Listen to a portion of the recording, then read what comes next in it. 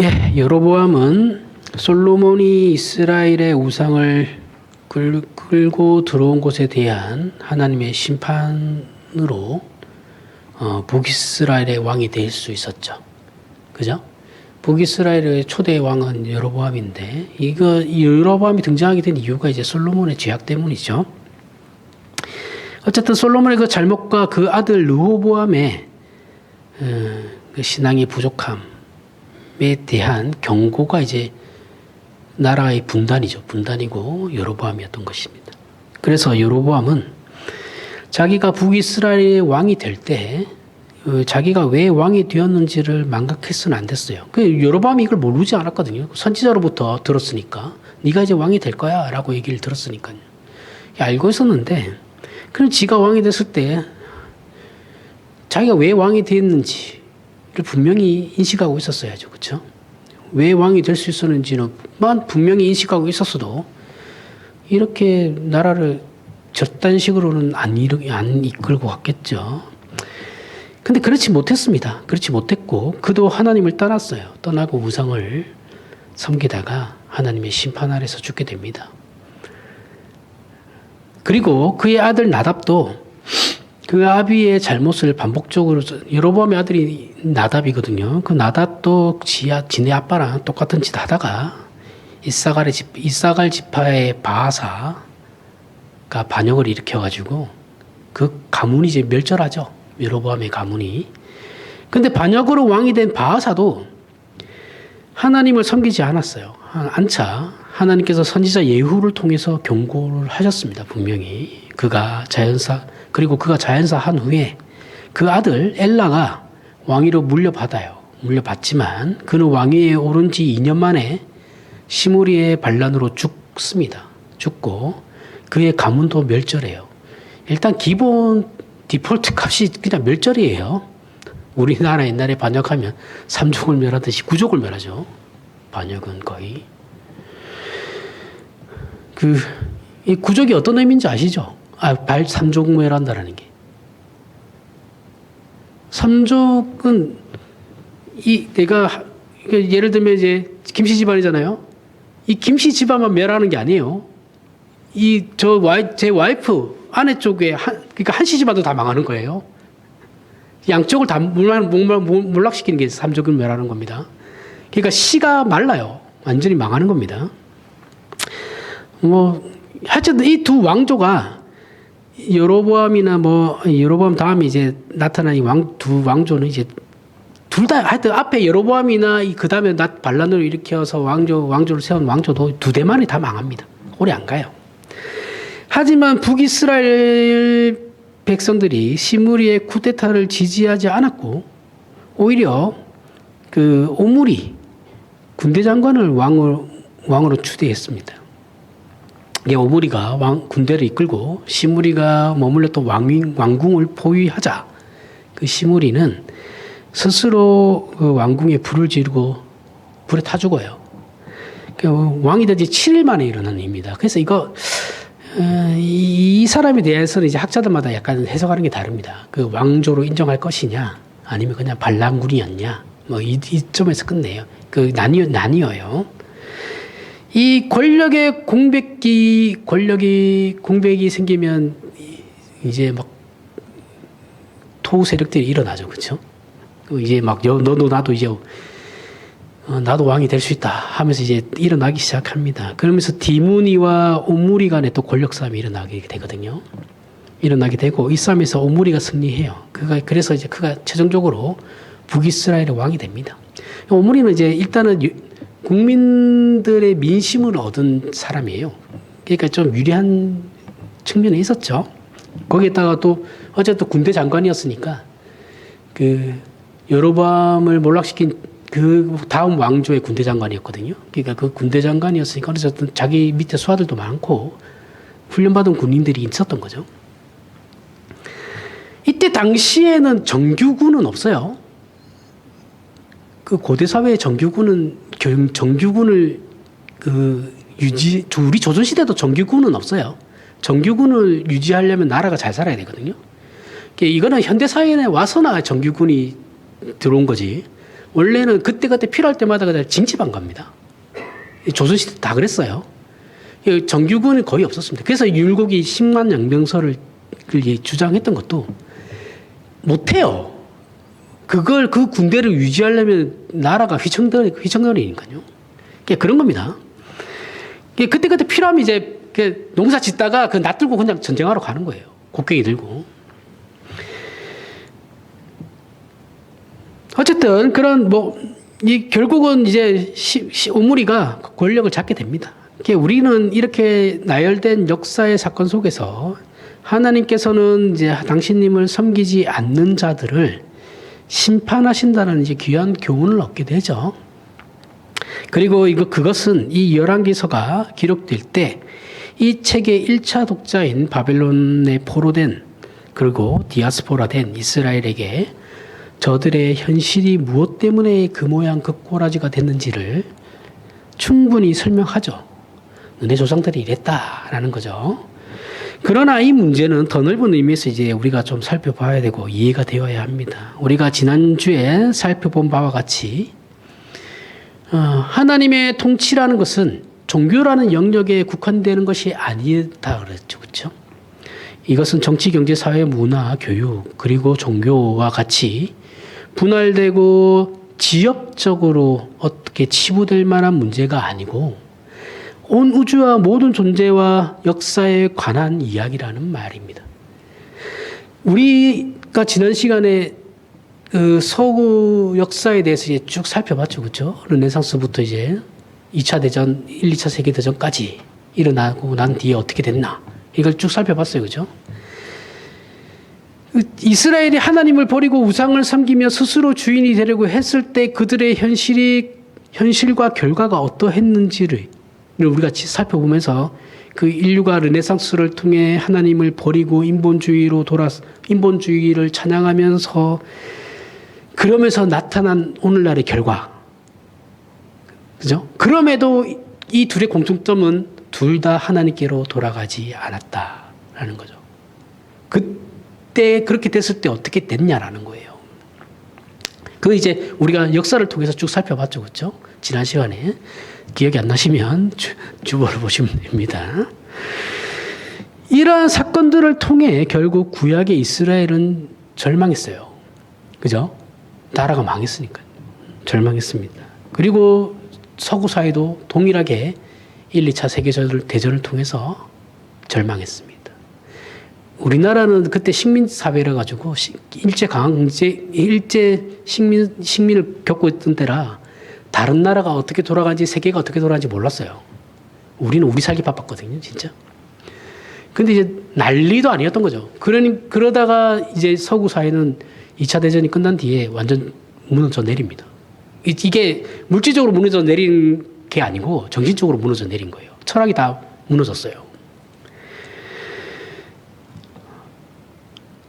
이건 결국 하나님의 통치가 얼마나 위험하시고 엄중하신지 그리고 하나님 외에 다른 어느 것도 그 통치를 대체할 수 없는 유일한 통치자. 그때 제가 권위라고 했죠. 그 권위를 버리면 대체할 수 있는 권위가 없어요. 그러니까 그걸 가지고 계속 딴짓을 하게 되는 거죠. 그렇죠? 그 통치자다라는 걸 하나님만이 유일한 통치자시다, 권위자시다라는 걸 보여주는 겁니다. 왜냐하면 이 내용은 하나님을 섬기지 않는 자가 어떻게 벌을 받았는가 그 문제보다 더 커요. 큰 문제를 얘기하고 있는 거거든요. 더 본질적이고 더 큰 얘기를 하는 겁니다. 이스라엘의 역사라는 것이 정치, 경제, 사회적인 또는 어떤 다른 조건에서도 아니고 하나님과의 관계로 인해서 그 왕권과 역사가 움직인다는 것을 보여주는 것이거든요. 우리는 자칫 기독교 신앙이 신자들의 영역에서만 통용되는 내용으로 또는 그 신앙이 개인의 신념과 사적인 영역으로 축소되는 그런 조류 속에 살아가고 있습니다. 그렇죠? 오늘날 잘 보십시오. 하지만 온 우주의 역사가 하나님의 인도하심에 달려있다라는 걸 성경은 분명히 보여줘요. 그 통치는 분명합니다. 그런데 왜 모두가 모르느냐라는 거죠. 왜 사람들은 그걸 모를까? 그 요한복음 1장 15절에 해서 분명하게 선언하고 있죠. 빛이 어둠에 비칠 때 어둠이 깨닫지 못하니라. 자, 이 사실을 그대로 반영하고 있는 게 지금 사회예요. 빛이 가려지는 게 아니에요. 그렇죠? 빛은 가려질 수 없습니다. 빛이 가려진 것이 아니라 사람들이 죄로 인해서 눈이 멀어 있는 거예요. 하지만 신자들은 그 눈을 뜬 자이거든요. 하나님을 알고 그 통치를 확인할 수 있는 존재라는 겁니다. 그리고 그 통치는 신자들 사이에서만 유효한 법칙이 아니에요. 모든 존재 위에서 있는 권세이고 다스림이며 어느 환경이나 어느 조건에서도 예외일 수 없다는 걸 우리는 분명히 해야 한다는 것이죠. 그래서 신자가 된다는 것은 그저 한 개인의 인생과 운명의 문제로만 치부되어서는 안 되고 그 개인이 가지는 하나님을 아는 믿음이 그 자신과 본인이 속한 사회와 나라와 역사에 영향을 미친다라는 걸 알아야 한다는 겁니다. 내가 오늘 하루를 그냥 그렇게 살아온 내가 무슨 이 나라에 영향을 미치냐, 이 나라의 역사에 이렇게 생각할 수 있어요, 그렇죠? 근데 그렇지 않다라는 거죠. 그러한 것들이 이제 역사를 움직인다라는 겁니다. 우리 기독교 신자는 하나님을 믿고 살아가는 문제에서 개인의 책임만 있는 것이 아니다라고 얘기합니다. 우리가 속한 사회에서 하나님의 일하심을 함께 만들어가는 책임이 주어지는 존재가 신자예요. 내가 그냥 아무것도 아닌 그 살아가는 오늘의 하루의 일상이 하나님이 나를 통해서 일하시는 그 내가 아무것도 아닌 것 같은 행위가 그러한 것들이 나중에 아무것도 아닌 것이 되는 그러한 그러한 일이 된다라는 겁니다. 이게 설명하기 참 어려운데 나는 아무것도 아닌 것을 했는데 그걸 그 일로 이게 또 잘못하면 또 나비 효과가 되는데 그 일이 아무것도 아닌 것이 아니다라는 거예요. 그러한 삶의 조각들이 모이는 거예요. 그 모여서 이제 역사가 움직여진다는 조선시대에서 역사를 움직인 건 백성이에요. 그죠? 나라 망할 때마다 일어난 건 귀족들이 아니에요. 양반들이 아니에요. 백성들이 일어났어요. 그 아무것도 아닌 삶을 사는 사람들이었잖아요. 그 사람도 농사밖에 안 졌어요. 그럼 그 사람들이 어디서 갑자기 툭 튀어나온 건 아니잖아요. 그렇죠? 우리는 소돔과 고모라가 정치 경제적 차원에서가 아니라 의인 10명이 있느냐 없느냐로 그 운명이 갈리는 것을 너무 잘 알죠. 그죠? 하지만 우리는 이 내용을 의인의 유무로 최소한의 어떤 조건을 맞추는 것으로 끝난다고 생각해서는 안 된다는 겁니다. 이 내용은 넓게는 전 인류, 좁게는 우리가 속한 사회나 공동체나 가정의 역사가 우리의 반응에 따라 변하게 된다는 걸 말하는 거예요. 훨씬 더 나아가는 것이죠. 이런 신앙을 가진다면 굉장히 진취적인 신앙을 가지는 겁니다. 지금 북이스라엘 왕들은 자신들의 불신앙으로 심판을 받았고 나아가 이스라엘의 역사를 피로 물들였어요. 실패와 멸망과 포로라는 결과를 만든 건 처음부터 하나님이 그렇게 작정하신 것이 아니에요. 아니고 그 인도하심과 권고와 경고에도 불구하고 이스라엘이 불순종해서 만들어낸 역사입니다. 하나님이 조종할 거면 그렇게 안 하셨겠죠. 그렇죠? 그렇게 못하게 다 막으셨을 거고. 하지만 지네들이 선택한 거예요. 그리고 하나님 그 선택을 받아들입니다. 받아들이고 그 결과도 지네들이 책임이 지는 거예요. 근데 그 결과가 책임을 진다고 해서 하나님이 그걸 내버려 두시냐 하면 그건 아니에요. 그렇죠? 그 결과를 내버려 두신다고 그 결과는 우리가 진다고 하지만 사실은 우리가 지는 건 아니에요. 하나님이 그 결과를 책임지고 계시는 게 우리가 어떤 선택을 하든 그건 상관없습니다. 그래서 우리에게 기독교 신자가 된다는 것은 우리가 신자된 한 개인으로서 어떠한 복을 누리고 어떤 보호 속에 있으며 어떠한 인도를 받고 있는지보다 더 크게 우리가 하나님께 순종하는 것으로 하나님께서 이 시대와 우리가 몸담고 있는 이 사회에 하시는 일에 참여하게 된다라는 것을 뜻하는 겁니다. 내가 내 이웃에게 베푼 그 작은 친절이 역사를 만드는 거예요. 우리는 이거를 근데 한국 교회는 이걸 이해를 못해요. 이런 것에 대해서 굉장히 낯설어하거든요. 우리는 그저 그냥 큰 소리 치고 잘 된다고 해야 되고 긍정적으로 생각해야 된다 그러고 뭐 좋은 게 좋은 거다 그러고 막 이런 식으로만 몰아가지. 이런 작은 거에 대해서는 관심을 안 둡니다. 지금 한국교회 신자들은 한국교회 안에서 이런 식으로 배우지도 않았어요. 배우지도 않았고 그렇게 생각하도록 훈련을 받지도 않았습니다. 무슨 말이냐면 보수 기독교 신앙을 고백하는 진영에서 우리도 여기에 포함되는 겁니다.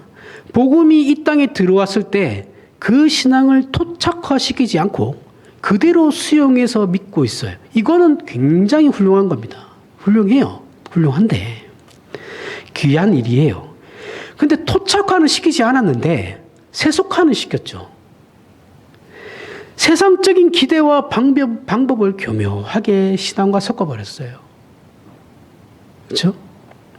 그 예가 바로 우리가 우리의 현실이나 미래를 위해 또는 소원을 위해 기도하는 내용을 살펴보면 그 내용이 얼마나 미묘한 문제인지를 알 수 있죠. 우리는 자녀들이 공부 잘하기를 바라고 자신과 가족의 건강을 위해 기도하며 직장이나 사업이 잘 되기를 바랍니다. 이게 모든 사람이 다 똑같아요. 목사는 뭐 안 그런 줄 아세요? 목사도 목회 잘 되기를 바라요. 교회가 성장하기를 바라고 양적으로 질적으로 다 성장하기를 바라고 다 그렇습니다. 하지만 이거 따지고 보면 다 우리가 왜 이런 생각을 가지게 되고 이런 걸 소원하게 되느냐면 우리는 저번에도 얘기했지만 예측 가능한 미래를 가지고 싶은 거예요. 불확실성이 싫은 거예요. 그죠? 미래에 대한 불확실성이 싫으니까 내가 예측하는 가능성 안에서의 내 미래가 움직여주기를 바라는 거거든요. 그러기 위해서 이런 마음을 가지는 겁니다. 그 미래를 확보하고 싶어 해요. 그 생각의 발로에서 이러한 우리의 생각들이 나오는 거. 이거는 점 보는 거랑 사실은 똑같은 거예요. 점 보러 가는 거하고.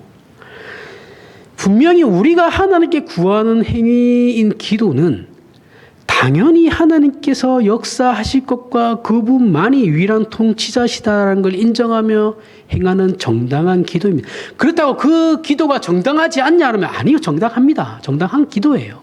정당한 기도인데 하지만 그 기도의 내용들을 보면 결국 우리의 미래의 어느 시점, 어느 환경에 자신이 만족하고 안심할 수 있기를 바라는 것들이죠. 그죠? 마치 미래에는 하나님께서 우리를 위해 일하지 않아도 됩니다. 우리가 만족하고 그렇게 우리가 만족하고 안심할 수 있게 해달라는 그 내용들을 발설하는 기도를 우리는 그 정당한 기도라는 이름으로 포장해가지고 우리 자신도 모르게 그렇게 하고 있는 거예요. 기복주의는 안 돼 하면서도 자기도 그러고 있는 거예요. 이해하시죠? 하나님 저는 뭐 큰 거 안 원합니다. 이거 제가 늘 얘기하죠. 그런 거예요. 그러니까 쉽지 않습니다. 생각을 잘 하셔야 돼요. 우리는 지금은 어쩔 수 없지만 미래에는 하나님께서 개입하시지 않아도 되기를 바라며 지금 공부 잘하기를 원하고 건강하기를 바라며 사업이 잘 되기를 구하는 겁니다. 그럼 이 기도가 응답이 되겠냐고요? 안 돼요. 이런 기도는. 죽었다 깨어도 응답하면 안 됩니다. 이런 생각을 버리지 않는 한 그 기도는 절대 응답되지 않아요. 지금 우리의 모든 필요는 하나님의 은총에 있다는 믿음 안에서 하나님께 기도하는 것이라면 오늘 그 기도가 유효하듯이 불확실성으로 가득한 미래의 상황에서도 우리는 하나님의 자녀로 넉넉할 것입니다. 하지만 그래도 우리는 불안해요. 그래서 지금 달라고 조르고 때를 쓰는 거죠. 그죠? 불안하니까. 지금 우리의 현실을 좌우하는 어떤 세상적 조건들을 내 손으로 쥐고 싶은 거예요. 내 손에 쥐고 있어야 마음이 안심이 되는 겁니다. 그죠? 누가 얼마 가졌더라 필요 없어요. 내 통장에 돈이 있느냐 없느냐가 중요한 거죠. 그죠? 그게 내 마음을 편하게 하는 거죠. 주식 많이 갖고 있어도 올라도 그게 내 통장에 돈으로 꽂혀야지 돈을 번 거예요. 주식이 아무리 올라봐야 현금화되지 않으면 아무 의미 없습니다. 이게 말하자면 이제 마태복음 6장 33절에 나오는 말씀입니다. 그런즉 너희는 먼저 그의 나라와 그의 일을 구하라. 그리하면 이 모든 것을 너희에게 더하시리라 라는 이 말씀의 요구예요. 이 말씀은 먹을 것과 입을 것 걱정하지 말고 신앙만을 구하라는 말씀 맞습니다. 그 말씀 맞아요. 이것을 더 구체화해서 말하면 지금을 하나님께 바치라라는 말씀이죠. 그죠? 먹을 것과 입을 게 지금 없으면 그것을 위해 지금 기도하면 된다라는 거예요. 그런데 우리는 보통 먹을 것과 입을 것을 손에 들고 내일을 확보하기 위하여 이걸 곱으로 더 달라고 우기는 게 우리가 하고 있는 기도죠. 요게 이스라엘이 그대로 행하다가 하나님한테 한 대 맞는 때가 있는데 언제냐면 그게 광야예요. 광야 시절에 만나를 하나님께서 그날 먹을 걸 그날 취해야 되는데 욕심이 생겨가지고 내일 것까지 취하다가 다 썩어버리죠. 그렇죠? 내일 것까지 취하는 게 허락되는 건 안식일 전날. 그죠? 그 만나가 의미하는 게 딱 요 말씀입니다. 지금을 하나님께 바치라는 거예요. 오늘을 하나님께 바쳐라. 내일은 기도하지 않아도 내일은 만나를 찾으러 가지 않아도 되게끔 2배의 몫을 하나님 지금 주십시오라는 게 우리잖아요. 그죠? 달라는 건데 그렇게 달라는 건데 하나님께서 하시는 말씀은 지금 우리에게 먹을 걸 주었으니 너는 오늘을 나에게 바치면 돼라고 말씀하시는 겁니다. 내일은 네게 아니다. 마태복음 6장 34절에 마태복음 그러므로 내일 일을 그래서 이 말씀이 나오는 거죠. 그러므로 내일 일을 위하여 염려하지 말라. 내일 일은 내일이 염려할 것이요 한날의 괴로움은 그날로 족하니라. 이 말씀을 하시는 겁니다. 이 싸움은 세속적인 걸 구하지 말고 하나님을 찾으라라는 이제 성속을 대비시키는 것이 아니에요. 신앙적인 명분과 거창한 종교화를 논하는 것이 아니고 지금 우리가 처한 위치와 환경과 조건 속에서 하나님의 사람이 되라는 겁니다. 우리가 지금 속해 있는 그 모든 곳에서 내가 신자라는 것을 드러내라는 겁니다. 신자로서의 그 삶을 바치라는 거예요. 더 분명하게 얘기하면 우리는 어떤 길을 가야 하고 무엇이 되어야 하는지에 대한 미래에 관한 싸움을 하라는 것이 아니에요. 하나님께서 불러내신 그 현실 속에 지금 하나님의 사람이 될 것인지 말 것인지를 선택하라는 겁니다. 아이들에게 우리가 맨날 하는 말이 비전을 가져라. 너 지금 예배당 안 가도 돼. 지금 열심히 공부해서 서울대학 가는 게 훨씬 하나님께 영광되는 길이야. 이런 개소리를 하고 있죠. 그렇죠? 그런 애들한테 지금 이 설교를 하면 통하겠어요? 학생들은 공부를 하는 게 그들의 일이에요. 공부를 하는 걸 가지고 유난 떨 필요도 없어요. 근데 주일에는 예배를 하는 게 그들의 일이에요. 그런데 성경은 지금을 바치다, 오늘을 바쳐라라고 얘기하고 있는데, 아니 오늘은 잠깐 하나님 기다려 보십시오. 내가 준비하는 게 있거든요. 내가 이 준비하는 게 딱 이루어지면 하나님 한 방에 다 해결됩니다. 그때 모든 영광 하나님께 돌리겠습니다. 이런 개소리가 어디 있어요? 네? 성경이 도대체 어디에 그런 게 나와요? 그거는 하나님께 영광 돌리는 게 아니라 부모 어깨에 모간지에 힘주려고 그러는 거죠. 자식을 이용해가지고.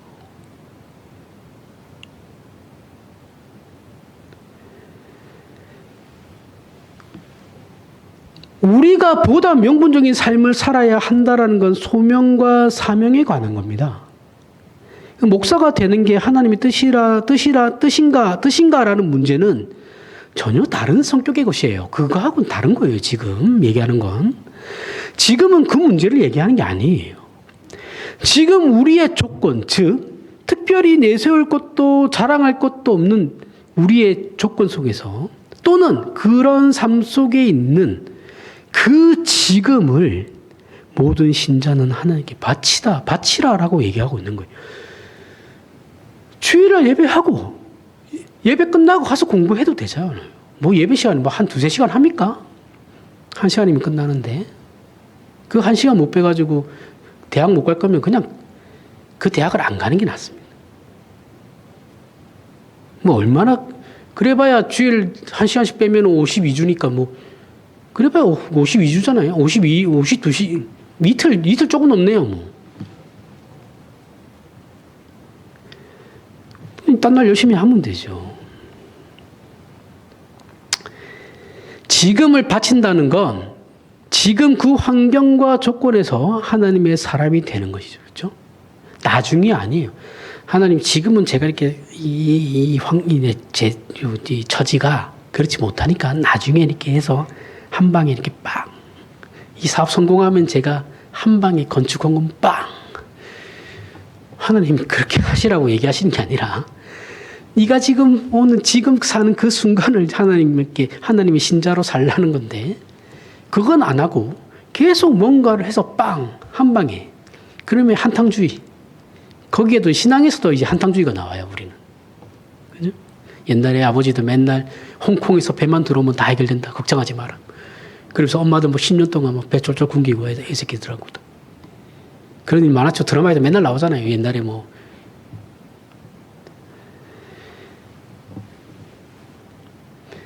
하나님의 사람이 되는 것은 큰 헌신이 드러나는 어떤 위대한 일을 하는 것이 아니다라는 것이에요. 그런 일을 하는 사람들은 하나님께서 특별히 또 뽑아요. 우리는 아니에요. 저도 아니에요. 제가 그런 사람 될 거면 뭐 이러고 있었겠습니까? 남놈으로 태어났겠지. 그런 게 아닙니다. 사역자로서 하나님의 큰 영광을 드러내는 것도 아니에요. 사역자도 크게 쓰임 받는 사람이 있고 시골 교회에서 작게 하는 사람들도 있는. 그럼 작게 하는 사람들은 하나님의 일을 하지 않는 건가요? 아니에요, 그죠? 우리는 이 문제 때문에 늘 오늘을 바치지 못해요. 지금을 못 바쳐요. 아니 남들 다 이렇게 막 하는 것 같으니까 막 소극적으로 사람이 변해가지고 나는 아무것도 아닌가 봐 이렇게 돼요, 그죠? 아무것도 아닌 게 아니다니까요. 그냥 각자 위치가 다른 거예요, 그냥.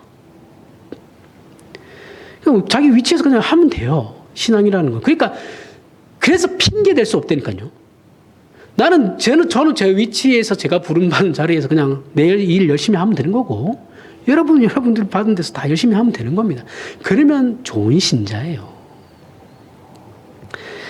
내일이나 10년 후에 있을 큰 비전, 이런 건 없어요. 그런 건 존재하지 않습니다. 다른 말로 큰 욕심 때문에 이것을 설명하고 고백하는 것으로 오늘을 바칠 틈이 없어요. 맨날 애들 모아놓고 너 비전이 뭐냐? 너 미래에 뭐 될 거냐? 너 꿈이 뭐야? 꿈 없어도 돼요. 꿈 있는 애들 그럼 다 꿈 이뤘습니까? 다 고만고만하게 살아가요. 다 똑같이 살아요. 직장 다니고. 그 평범함이 중요한 거라니까요. 근데 우리는 이 평범함, 이 보편적인 걸 너무 무시해요. 근데 이게 굉장히 중요한 거거든요. 신앙은 그게 중요하다고 하는데 우리는 계속 특별한 걸, 저도 어렸을 때 그랬습니다. 특별하기를 원했어요. 근데 그 특별해봐야 피곤하기만 합니다. 결국 오늘을 바친다는 것은 지금 우리 각자가 처한 상황에서 하나님께서 예수 안에서 가르친 그 삶, 성실하고 겸손하며 감사하고 용서하며 져주고 나누고 살며 온유한 사람이 되고 눈의 힘을 빼라는 거예요. 그게 오늘을 바치는 겁니다. 근데 우리 이걸 못하거든요. 한국교회를 잘 살펴보면 큰 명분적 얘기를 하는 곳일수록, 잘 보세요. 잘 생각해 보세요. 어떤 큰 명분을 내놓고 얘기하는 그런 교회일수록, 멋있는 얘기를 하는 곳일수록 분위기는 살벌합니다. 그 교회 분위기. 사람들이 날이 서 있어요. 저는 하나도 안 좋아요. 그런 데가. 불행한 거예요. 우리가 해야 할 일, 성경이 얘기하는 신자로서 오늘을 바친다라는 것은 오늘 우리가 살고 있는 그 환경과 조건이 하나님께서 인도하신 자리다라는 것을 일단은 내가 인정을 해야 됩니다. 그거를. 이게 내 자리구나 라고 인정을 해야지 그때부터 일이 시작되는 거예요. 마음이 편해지죠. 그렇죠? 나는 여기 있을 사람이 아닌데, 아니요, 네가 거기 있는 사람 맞아요. 너 딱 거기 있어야 될 사람이에요. 예전에 제가 부교육자 때 담임 목사가 저한테 물어보는 거예요. 너는 어떤 목회를 하고 싶냐? 저는 그냥 큰 목회 하고 싶은 마음은 전혀 없다. 그냥 내가 배운 대로 내가 실천할 수 있는 그런 교회가 되면 된다. 교인 수는 별 상관없다. 이렇게 얘기했더니 그런 생각까지는 안 된대요. 그런 생각까지면 교회가 절대 안 큰다는 거야. 그 큰다는 의미가 도대체 어떤 의미인지 나하고 그 의미 생각하는 게 좀 다르신 분이라, 저분은 그럴 수도 있겠다 이런 생각을 하긴 했는데 저는 그런 생각 전혀 없습니다. 사이즈 크고 작고의 문제는 저는 중요하지 않아요. 제가 배운 걸 그대로 실천할 수 있는 교회가 좋은 교회라고 생각했기 때문에.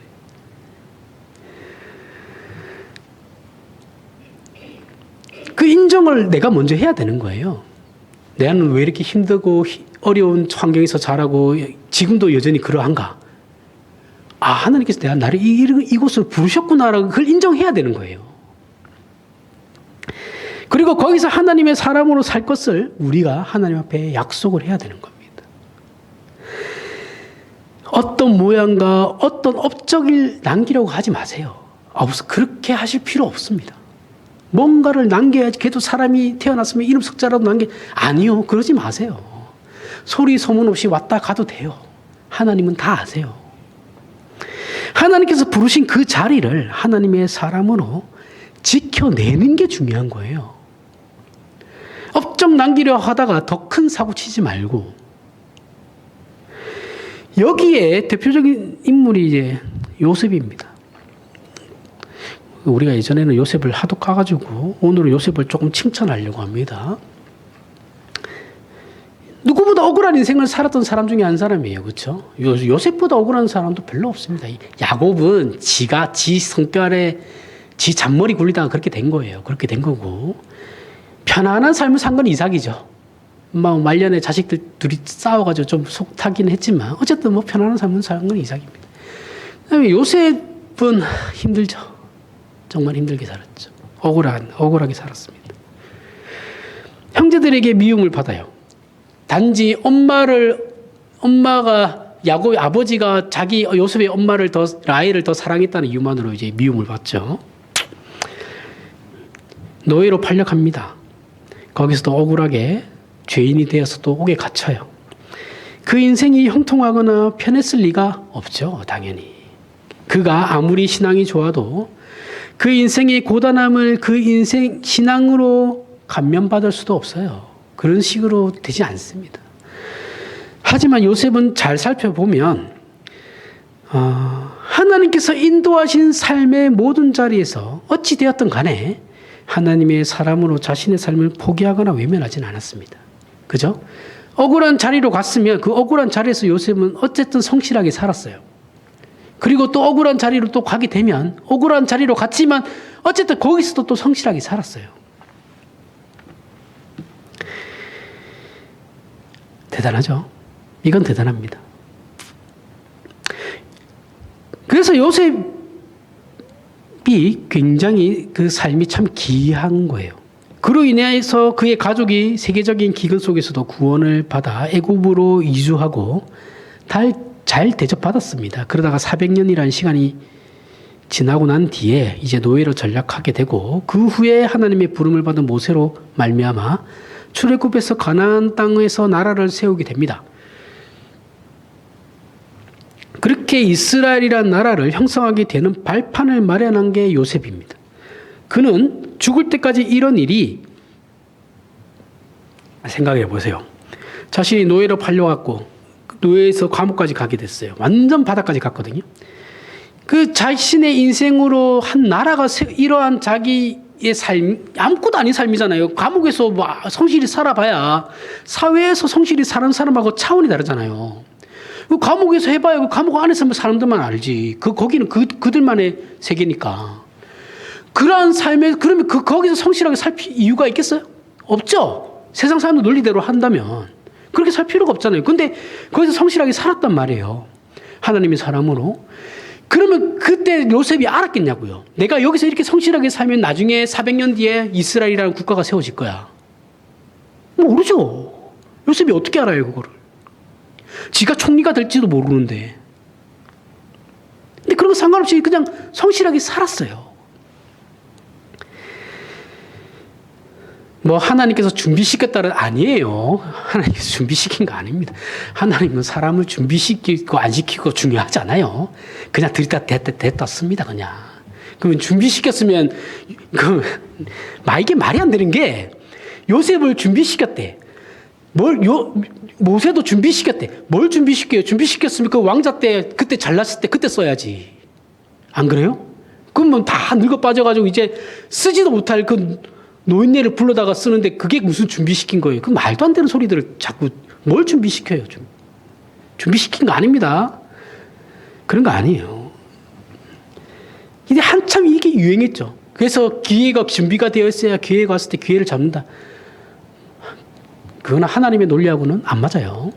하나님은 그런 식으로 부르지 않습니다. 준비된 사람을 부르지 않아요. 하나님은. 뭔 감옥에 갇혀가지고 있는 노예인데 무슨 준비가 돼봐야 뭘 준비가 됐겠어요. 절망만 하고 있는데. 행정이나 좀 배웠겠죠. 뭐 집사하면서. 이렇게 한 개인의 생애가 하나님의 손안이 어떻게 역사적으로 놀랍고 결실되는지에 대한 구약의 대표적인 인물이 요셉이에요. 하나님이 만들어 가신 건 맞아요. 만들어 가신 건 맞아요. 그리고 신약에서 대표적인 인물이 누구냐면 스데반입니다. 이 스데반도 잘 보세요. 그의 생애는 진짜 이 사람은 요셉보다 이야기 더 힘들어요. 그는 그 당시에 존경받던 사람이에요. 사람들로부터. 성령이 충만하고 지혜가 충만한 사람이었습니다. 칭찬을 받았어요. 어딜 가나 칭찬을 받았어요. 베드로가 설교했을 때도 3,000명이나 회개했습니다. 베드로 그 일자 무시기가 설교했을 때도 3,000명이나 모였습니다. 스데반 집사 설교했을 때 돌 맞아 죽었어요. 준비된 사람이라며. 그럼 돌 맞아 죽으면 안 되잖아요. 베드로는 준비된 사람인가요? 일자 무식인데? 예수님 배신하고 3번이나 부인하고 도망간 놈인데? 그런 게 아니에요.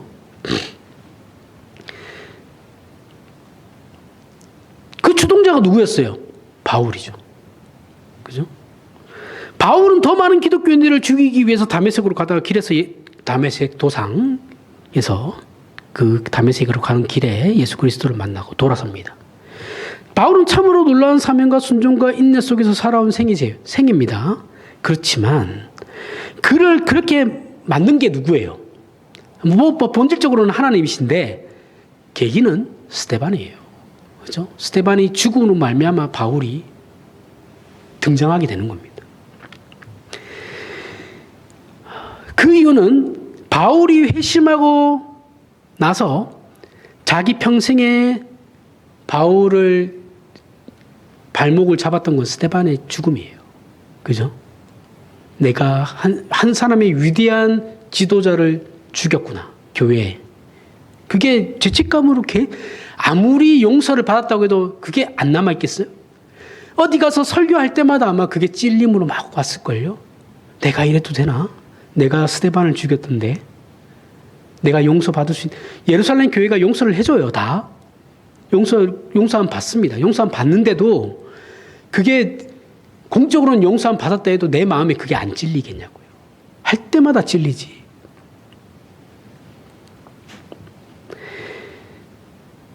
그의 자존심과 자신감을 박살냈을 겁니다. 그죠? 우리의 생애는 요셉 같을 수도 있고 스데반 같을 수도 있어요. 우리가 한 일이 어떤 결과로 또는 어떤 큰 일로 일어나는지 대부분은 못 보고 죽어요. 바울 시대 사람들도 스데반이 바울을 만들었다고 믿는 사람은 아무도 없었습니다. 그죠? 2000년이 지난 지금에 왔어야 우리가 보니까, 아, 그렇구나. 이 스데반이 씨앗이 된 거구나. 이렇게 이제 우리가 알게 된 것이죠. 우리는 하나님을 아는 신자로서 세상 사람들 앞에서 무엇이 다른지를 증거할 책임이 있고, 그렇게 하나님을 믿는 자들이라는 걸 세상에 증언할 수 있어야 됩니다. 그렇다고 해서 제가 얘기했죠. 오늘을 하나님께 바치는 건 오늘을 성실히 살아야 되는 조건이에요. 그죠? 그러면은 내가 뭐 준비되고 안 되고 그거는 문제가 아니에요. 그죠? 이거 오늘을 성실히 사는 사람들은 다 하나님께서 다 보고 다 준비되어 있다고 생각하시니까 하나님 부르시는 거예요. 내가 이걸 위해서 나는 이거 준비하고 있어야지. 나는 이렇게 쓰임 받고 싶으니까. 그렇게 한다고 해서 그렇게 되는 게 아니에요. 게으르라고 한 것도 아닙니다. 그죠? 방만하게 살라는 것도 아니에요. 그런 얘기가 아니죠.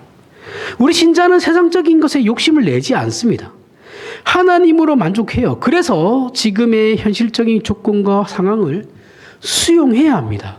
그렇다고 고통이 사라지냐? 아니요, 사라지지 않아요. 사라진다고 하는 건 다 거짓말이에요.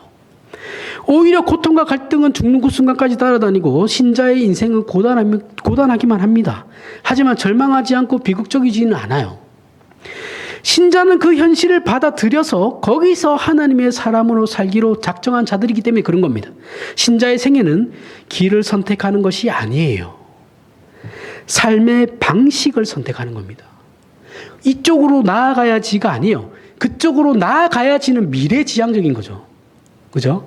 그게 아니고 지금 내가 어떤 방식으로 살 건지를 생각하라는 거예요.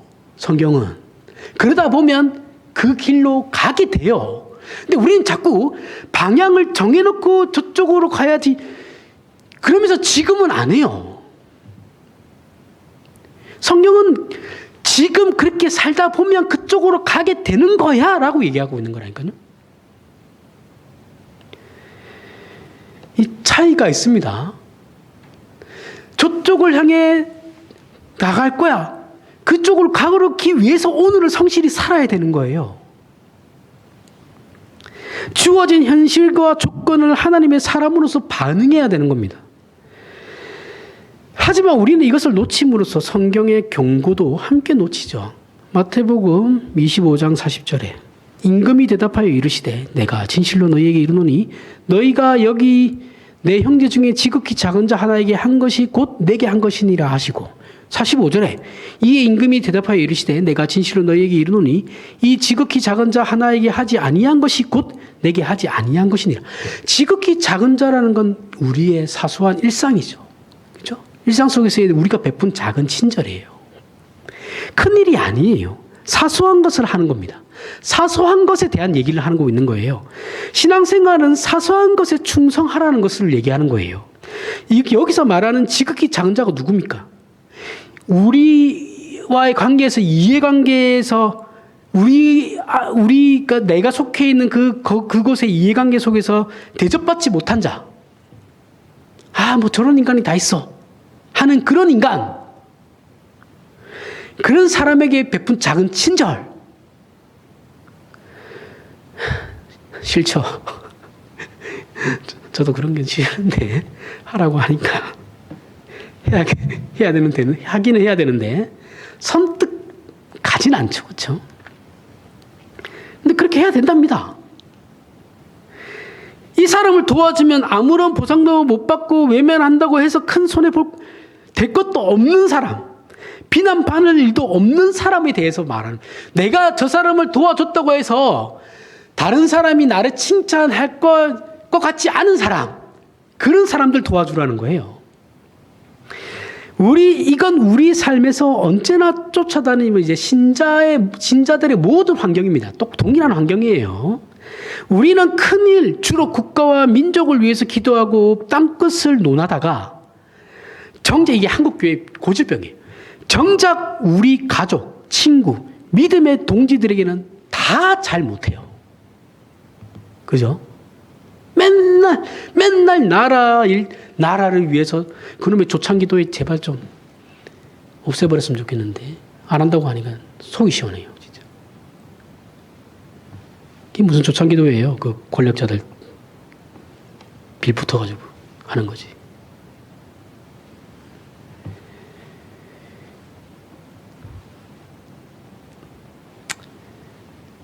어느 교회나 가진 불평 중에 하나가 늘 얘기하지만 뭐예요? 모든 교회가 가진 불평. 우리 교회는 사랑이 없어. 그거 아닙니까? 이 말은 서로에게 인자하지 않다는 증거죠. 그죠? 우린 서로 넉넉하지 않아요.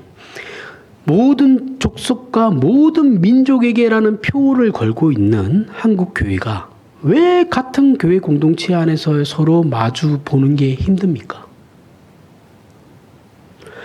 신앙을 잘못 배워서 또는 잘 몰라서 그런 겁니다. 그러니까 우리는 일단 교회당 안에서 그래서 표정부터 부드럽게 바꿔야 하고 말도 부드럽게 해야 하는 겁니다. 교회 공동체는 큰 일이 아니라 이런 사소한 것부터 바꿔야 하는 거예요. 우리 교회는 이런 사업도 하고 저런 사업도 하나도 안 중요해요. 선교 안 하셔도 돼요. 안 해도 됩니다. 그런 거. 굳이 우리 교회가 죽을 판인데 무슨 안 해도 돼요. 제일 우선시 해야 되는 건 우리끼리 일단 친해져야 되는 거예요. 우리끼리 온화해져야 되는 거예요. 이해하시죠? 무슨 말인지. 우선순위를 두자면 그런 겁니다.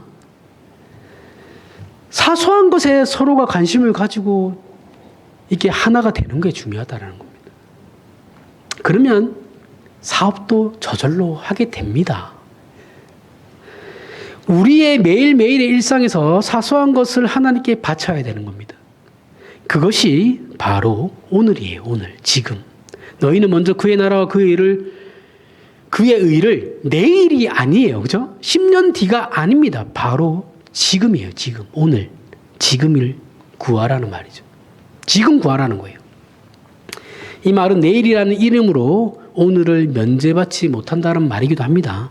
내일이 아니라 10년, 20년 뒤의 비전이 아니라 지금 이 오늘을 신자로서 반응하며 살아야 하는 겁니다. 그 오늘이 합쳐져서 하나님의 큰 일을 우리가 하게 되는 거예요. 생각해 보세요. 한 사람이 자신의 전생애를 훌륭하게 산다라는 건 어려워요. 불가능합니다. 나는 내 인생을 앞으로 굉장히 훌륭한 삶을 살 거야 라고 생각하고 살아가는 건 굉장히 힘듭니다. 이런 사람은 없어요. 그러면 사람은 어떻게 살아야 됩니까? 라고 했을 때 오늘이라는 시간을 그래도 성실하고 훌륭하게 사는 건 누구나 가능하거든요. 그죠? 전생애를 훌륭하게 사는 건 힘들어도 오늘 이걸 시간을 쪼개가지고 오늘을 내가 그래도 내 안에서 이 정도면 만족하는 삶이야라고 사는 건 가능해요. 그죠? 그러면 훌륭한 일이라는 건, 훌륭한 인생이라는 건 뭐예요? 그러한 하루하루가 모여서 나중에 내가 돌아봤을 때, 나 그래도 매일매일 성실하게 살았어. 그럼 훌륭한 삶인 거죠. 전체를 내다보고 이렇게 하면 안 되고 지금을 훌륭하게 살아야 되는 겁니다. 그러면 그게 쌓이고 내 인생이 되는 거예요. 그렇게 아무것도 아닌 것 같고 사소하지만 성실하고 훌륭하게 산 오늘이라는 시간이 모이면 결국 그 사람의 전생애가 훌륭해지는 겁니다. 그것이 우리 생애를 바꾸고 우리가 살아가는 시대와 사회와 역사를 또한 바꾸는 겁니다. 오늘날 우리는 어느 시대보다 기독교가 대접받지 못하는 사회에 살고 있습니다. 이건 사실이에요. 그 이유는 기독교 신자들이 세상 사람들과 그 어느 시대보다 별 차이가 없기 때문에 그런 거예요. 오히려 더 많은 욕심과 더 많은 이기심을 기독교라는 이름으로 표독스럽게 쳐다보며 큰 소리 치니까 세상 사람들이 우리가 하나님을 믿고 있다라는 걸 인정하지를 않습니다. 야, 저런 게 무슨 하나님 믿어? 이렇게 돼버리는 거예요. 우리가 정말 하나님을 믿고 있다면 지금보다 조금 더 넉넉하셔야 됩니다. 그래서 신자가 현실을 수용할 수 있으면 사실 겁날 것은 없습니다. 내일도 하나님이 통치하실 것이기 때문에 그런 겁니다. 그것을 인류 역사가 보여줍니다. 그리고 이것이 모든 개인에게 보여준 하나님의 통치의 명백함입니다. 우리 신자가 이 인생을 살아내지 못한다면 우리가 할 수 있는 신앙생활이라는 건 생각해 보세요. 없습니다. 없어요. 할 수 있는 게 없어요. 진짜. 그것은 책임 회피에 불과하고 자기 기만에 불과한 것일 뿐이에요. 그리고 이렇게 사는 것이 우리의 책임이라는 것은 신앙생활이라는 것이 우리에게 어떻게 공평하게 열려 있는가. 모든 사람에게 신앙이라는 것은 공평하게 열려 있구나라는 것에 대한 이야기이기도 합니다. 똑같아요. 어떤 위치에 부름을 받아도 모두가 신앙생활을 하는 건 똑같아요. 저들도 저들 나름대로의 어려움이 있고 우리도 우리 나름대로의 어려움이 있는 거예요. 그죠? 우리는 오늘을 지금 당장 이 신앙생활을 할 수 있고 누릴 수 있어야 돼요. 이게 한국 교회가 이게 안 돼요.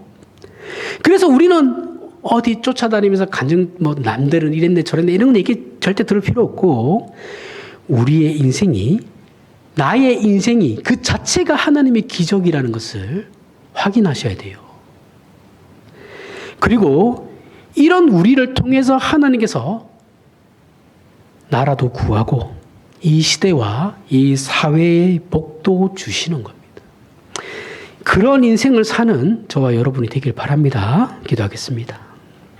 하나님 아버지 은혜를 감사합니다. 신자로 산다는 것은 큰 기적입니다. 우리라는 작은 존재가 그 조그마한 인생으로 하나님의 크신 통치를 함께 만들어갈 수 있다는 사실에 놀랍니다. 또한 이것은 우리의 책임이고 신비한 특권이기도 합니다. 이런 인생을 사는 우리가 되게 하시어 신앙생활이 남들에게 증명하고 고함 지르는 것이 아니라 우리 각자가 누리고 감격하는 우리의 삶 자체가 되게 하심으로 우리 자신과 가정과 우리의 이웃을 구하는 하나님의 손길이 되게 하여 주시옵소서. 예수님 이름으로 기도합니다. 아멘. 우리 다 같이 일어나서